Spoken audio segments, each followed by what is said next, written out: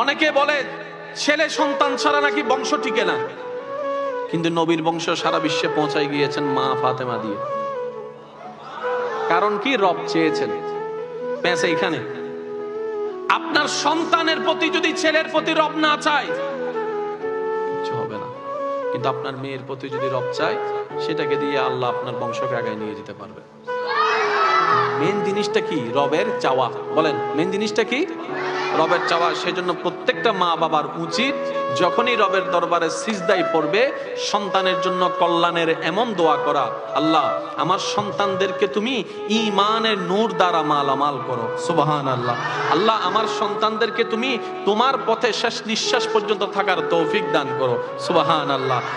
দোয়া করবেন, আল্লাহ আমার সন্তানদেরকে অতটুক সম্পদ দাও যতটুক সম্পদ থাকলে কারো কাছে ভিক্ষার হাত পাততে না হয়।